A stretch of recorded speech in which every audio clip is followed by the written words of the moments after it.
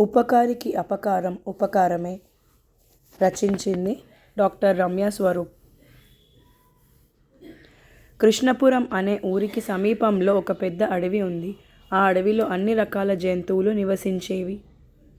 ఊరికి అడవికి మధ్యలో ఒక చిన్న చెరువు ఉండేది. అక్కడ వాతావరణం ఆహ్లాదకరంగా ఉండేది.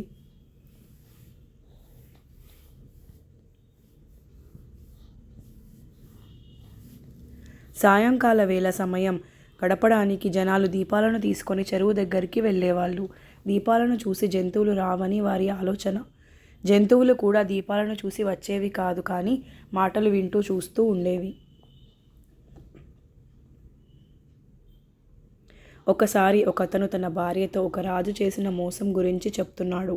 రాజు తన ప్రజలను నమ్మించి వాళ్ళ డబ్బును, ధాన్యాలను అపహరించడానికి అలా చేయడం వల్ల లాభపడ్డాడని చెప్పాడు. ఆ మాటలు అటుగా వెళ్తున్న సింహం చెవులో పడ్డాయి.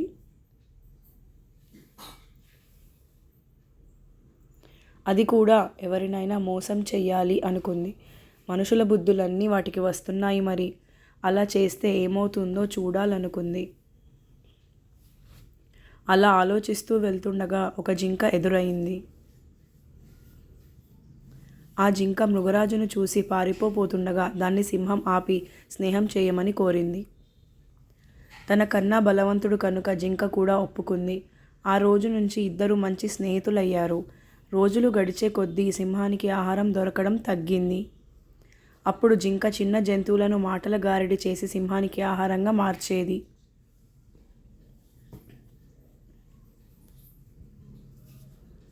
సింహానికి ఒకరోజు విసుగు వచ్చి చిన్న జంతువుల గుప్పెడు మాంసం సరిపోవట్లేదని పెద్ద జంతువు కావాలి అనుకుంది.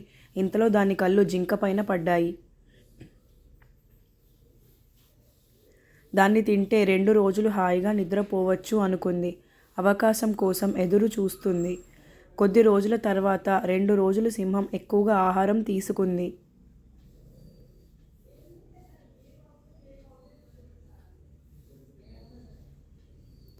దాని ఫలితంగా కడుపు నొప్పితో ఇబ్బంది పడింది.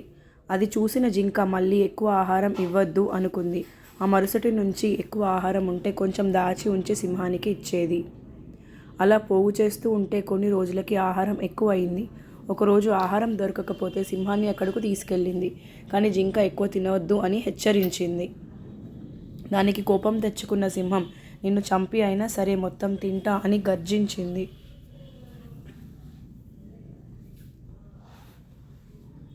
నా ప్రాణం పోయినా పర్వాలేదు, కానీ నిన్ను తిననివ్వను అని జింక మొండికేసింది. అదే అదును అనుకొని సింహం ఆహారాన్ని వదిలి జింక వెంట పడింది.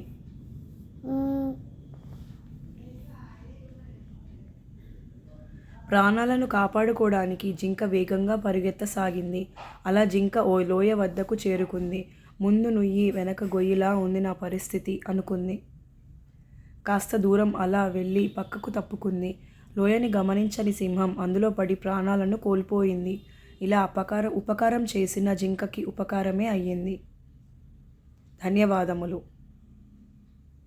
ఇలాంటి మరిన్ని వీడియోస్ కోసం సబ్స్క్రైబ్ చేయండి. రమ్యమైన రచనల సమాహారం.